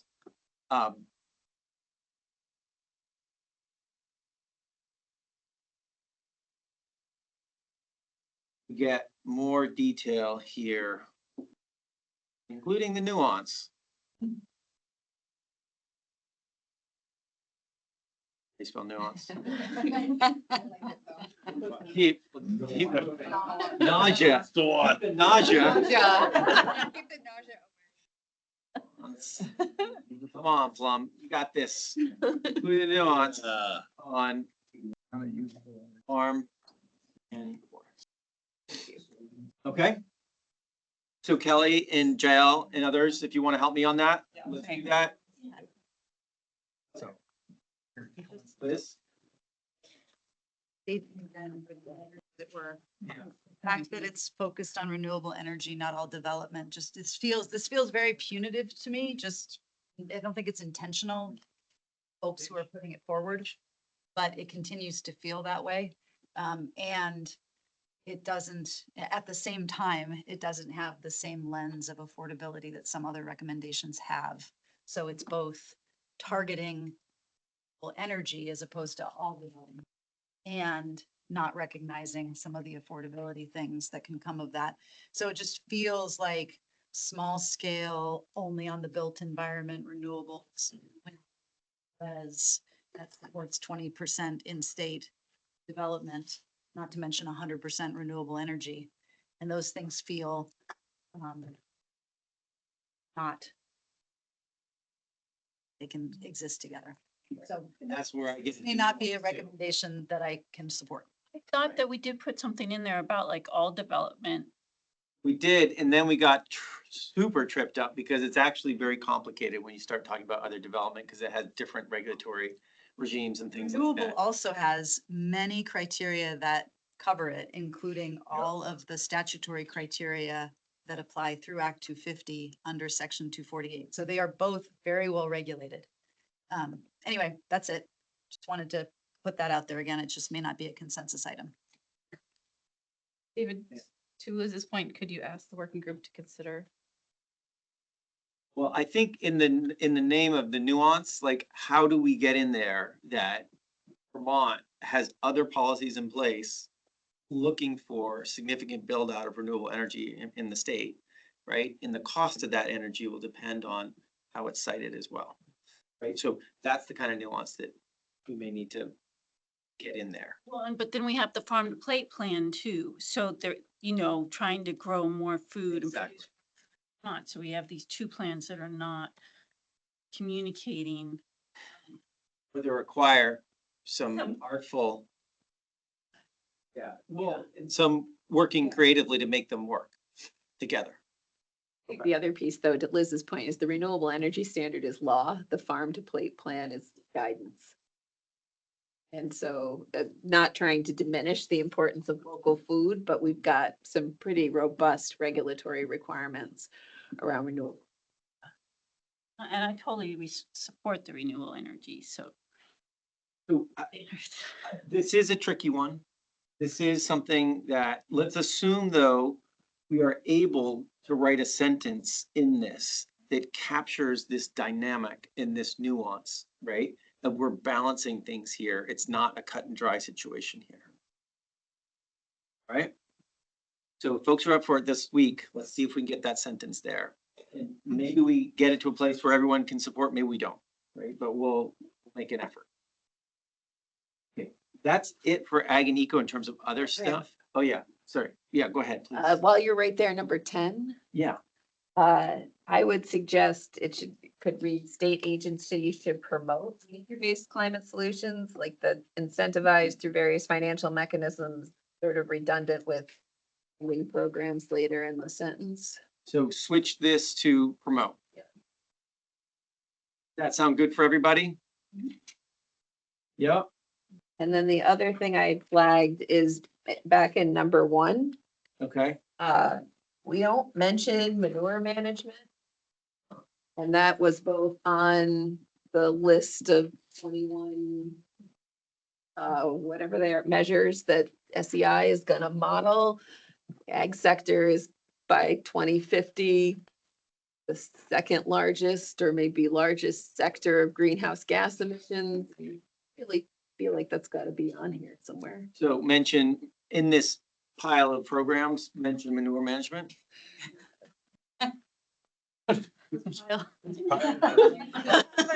Hour and a half left, David.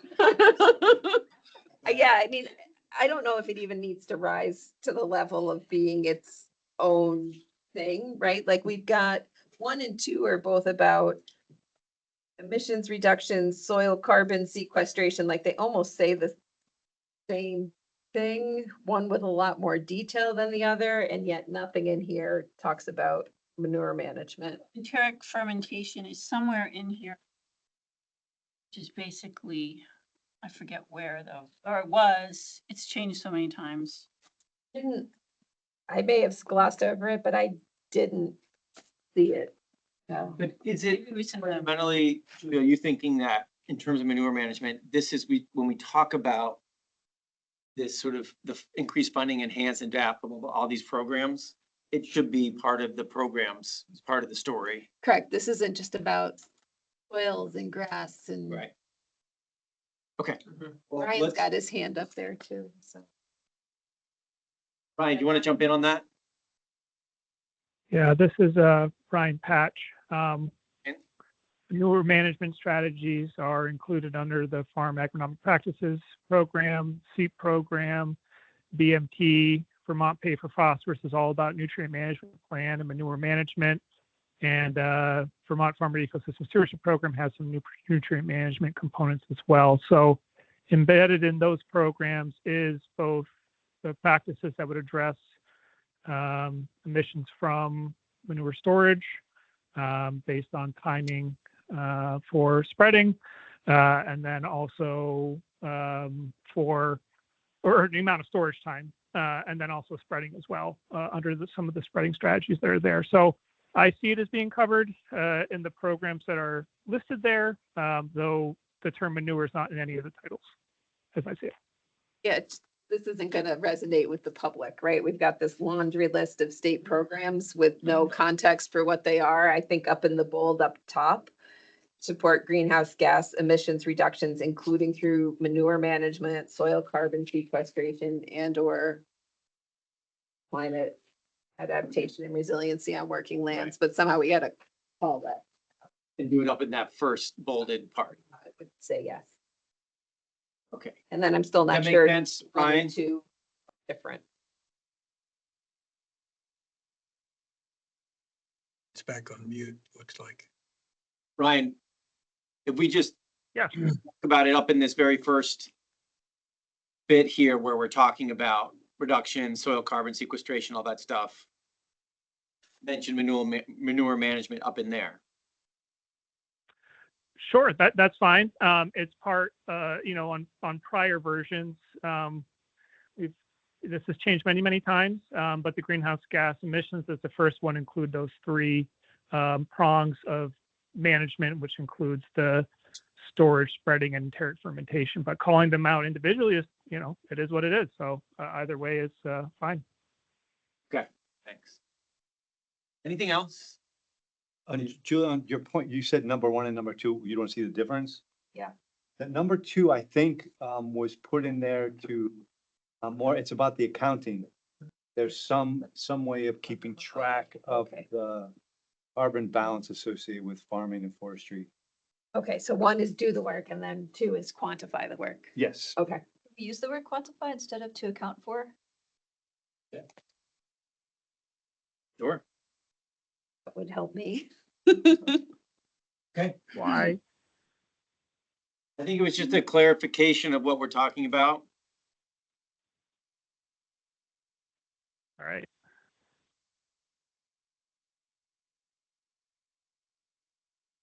All right. Yeah. Kelly? I had something else, but possibly on this, it could be utilize best accounting practices for. Does that make it more clear for people? I don't know, maybe that's worse.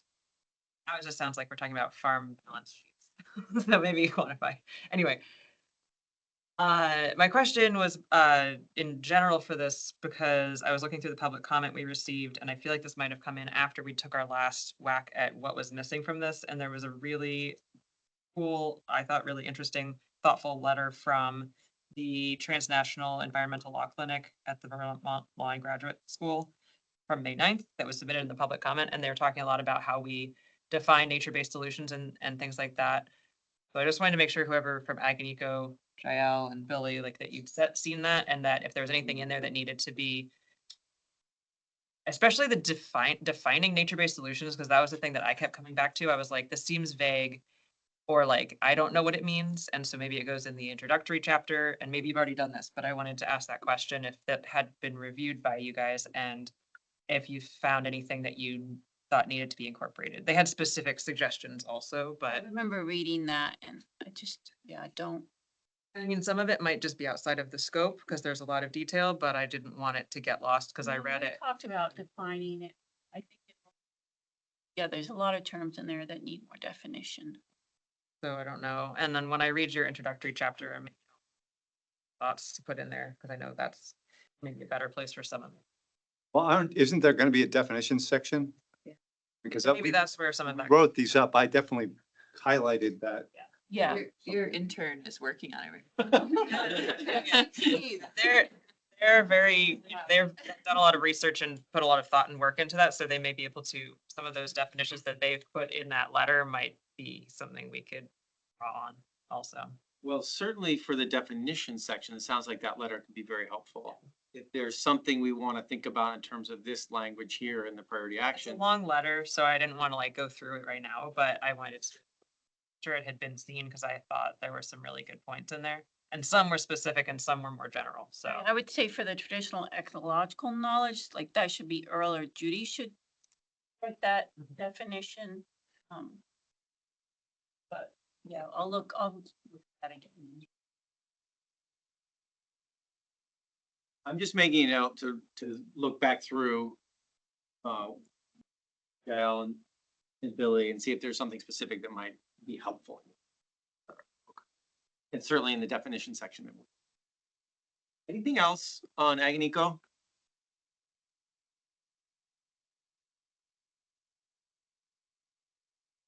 Okay.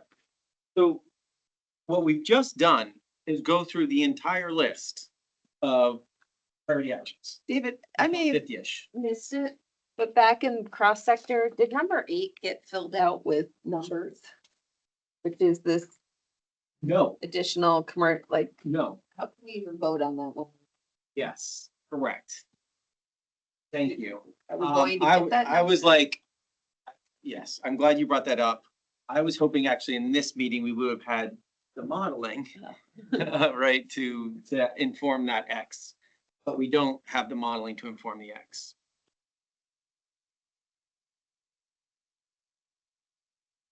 I don't know what to say about it right now. If it's okay, I don't think we can fill that in right now, but I think that if we can come back to it with the benefit of additional modeling, but recognize now that the goal there is to have a number that is feasible, but part of an overall set of strategies to meet our targets. Yeah, it is a little bit of a kind of not an ideal situation, but I don't think we're at a point where we can fill that in right now. You still targeting 2030 with this one, even though the other one talks about as soon as practicable? The one above it for residential? The last one, we know what the gap is we're trying to fill, and then we put in the as soon as practicable. You know, very challenging to figure out the exact when.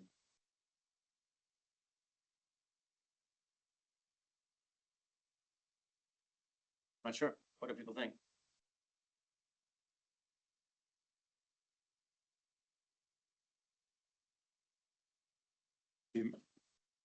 Personally, I think it's, when we say as soon as practicable,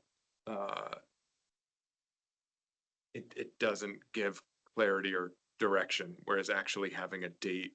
I mean, I can see saying by 2030 and additional work continuing beyond that date, but I feel like unless we have specific targets with specific years, then this work keeps sliding. And there's not the clarity and accountability that we need. mean, to be sure, though, Jared, the way we found our way out of the morass of 79,000 was to talk about as soon as practicable. That's how we have the 79,000 here, is as soon as practicable.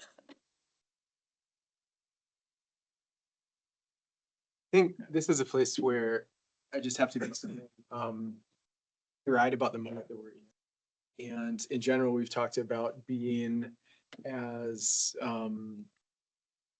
non-specific as possible to allow for the idea that we might want to respond to changing winds and all of that, and to give room for the best interpretation of the circumstances of the moment. But we know for sure, as of today, according to public news sources, that budget for weatherization period is just not in the presidential budget at all. Like there's 0% budget available. So when we talk about adding 79,000 additional homes, this is a place where it does feel like there needs to be some kind of a, as close as we can get to shall recommendation to talk about baseline funding for weatherization at any scale, or else this just feels like a wildly unrealistic aspiration, which of course I'd like to co-sign, but at the same time, the moment is grim enough that it would be good to have some type of triage-based language about preserving and expanding weatherization.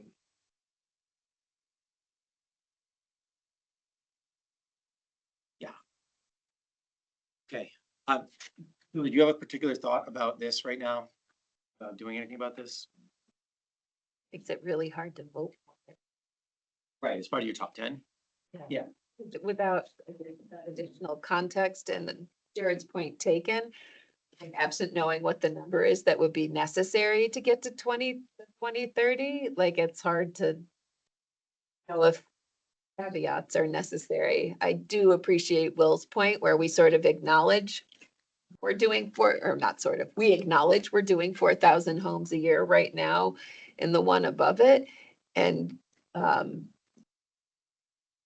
don't know that this is the moment to do it, but I could envision an alternative where our first priority is maintaining that current capacity that's been built over the last several years, right? So that we don't actually slide backwards in light of the federal funding challenges. And then there's a secondary recommendation that's to expand and accelerate commercial, industrial, and residential weatherization to meet our greenhouse gas emissions reduction requirements, but that may be too big a lift to rewrite it in that fashion right now. But I do worry we are currently double, I think, where we have been even as recently as 3 years ago in terms of units being weatherized, and some acknowledgement of not losing that capacity as being critical. It feels really important to me, especially as we're voting on a top 10, like if these are the things to prioritize, to shine a light on the fact that we've built this capacity and it's at great risk as a result of changes in federal funding. I don't know, I don't want to put words in your mouth, Will, but that's something I've been ruminating on. Right, so we have these two, right? We have 7 and 8, like 7's focused on residential, particularly low and moderate income households. 8 is focused on commercial, industrial, municipal.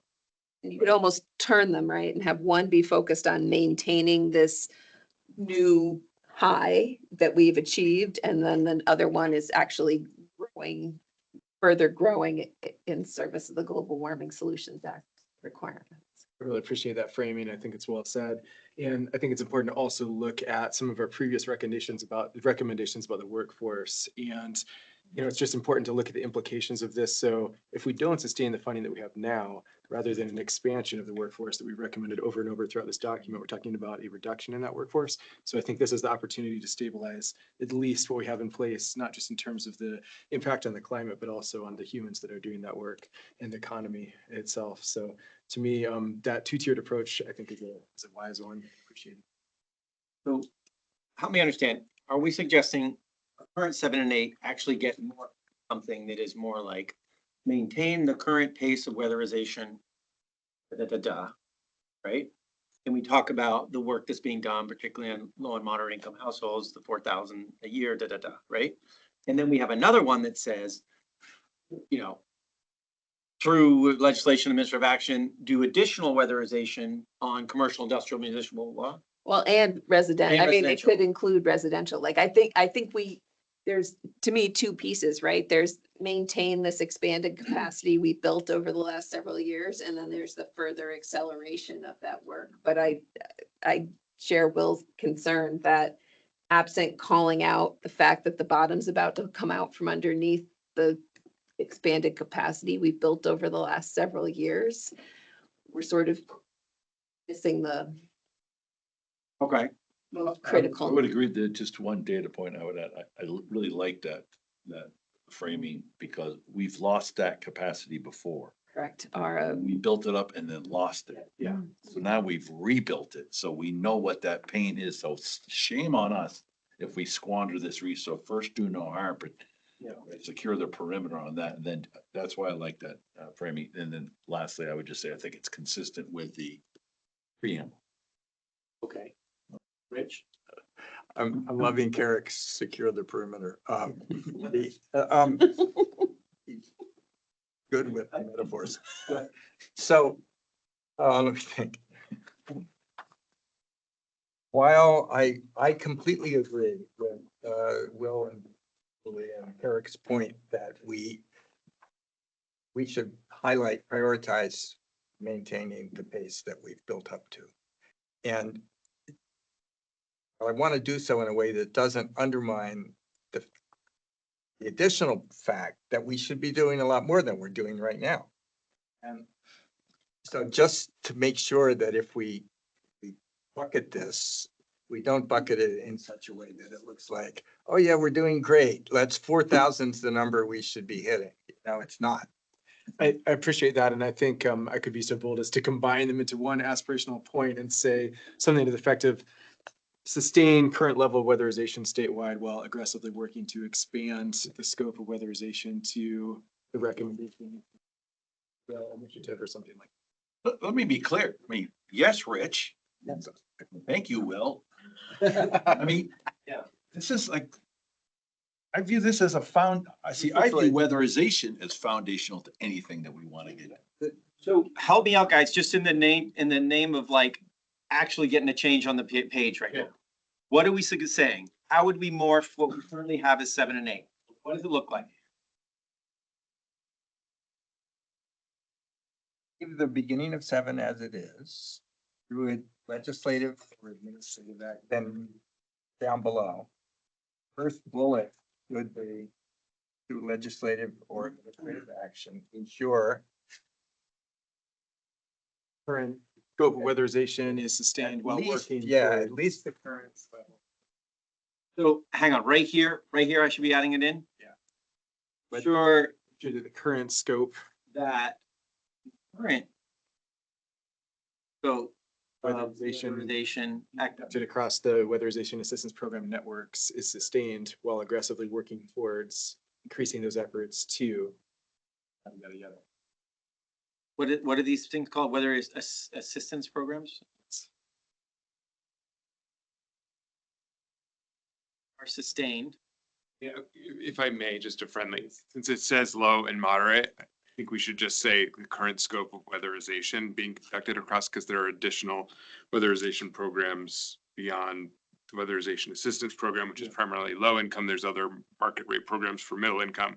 So I think it's probably better not to get into that level of specificity. Current scope of weatherization being conducted is sustained. All good, all good.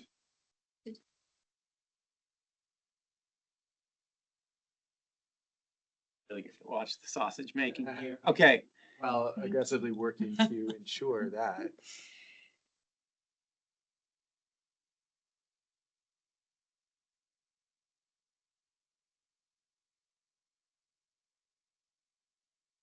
What? No, as is, that 79,000 additional homes are. Yeah. And you want to combine it with this one down below? Right? And additional funds are made available for commercial, industrial, municipal, blah, blah. I think separating them is smart because That's it. Okay. Yeah. And the rest of this is fine? Great. And I then don't this, know, I don't know if we need that painful amount of detail in the Yeah, yeah, so this is gonna move to the chapter. All right. Okay, that's gonna move to the chapter. How many cases of spray foam we use? Bales of cellulose insulation. No, thank So you. what do we do about the X?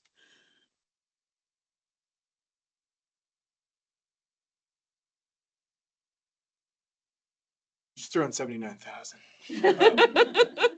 Delete the X and then say ensure additional commercial, Right. industrial, municipal and non-residential buildings as modeled to be necessary.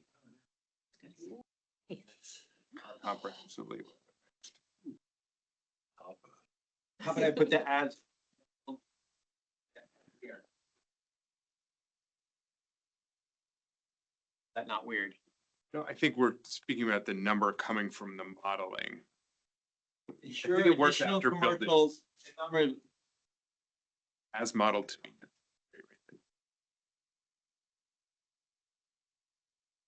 With commas around it. Medical. okay, guys, we gotta take a break. I'm sorry to be not very helpful with you all here. Okay. So did we solve our things here? In an effort to simplify, but if it has any opposition or is not helpful, I'll back off. But just to align what we just did in the text on 7 with the title of 7, just in terms of this two-part, sustain and expand, I wonder if the title of 7 should say the same thing. Sustain and expand funding. So it's like that two-part. First, rather than secure, just sustain and expand. That's a good frame. And mean in person makes a big difference. Can you just say? Being a person makes a. Okay. David, there were other X's on education workforce one, such as XXXXX on number 6. So yeah.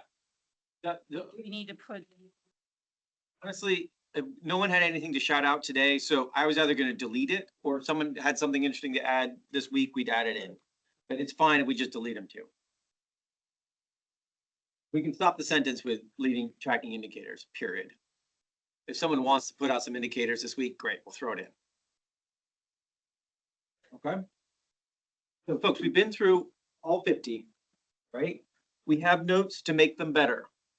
There's still a little queasiness for some folks, but honestly, we've been working through some of the queasiness, and so I think queasiness is diminished, if not gone.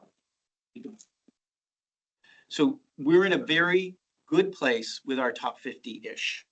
I don't know what they are right in the numbers, okay? What you don't see on this sheet, and you will see when we do this top 10 exercise, is Charlotte's adding in the geothermal networks one that you'll see in the prioritization exercise. Other than that, in terms of adding and subtracting, they're the same as before. Let's take a break, and when we come back, we're gonna do a little exercise around what it feels like to go for a top 10-ish. We got this. What it feels like.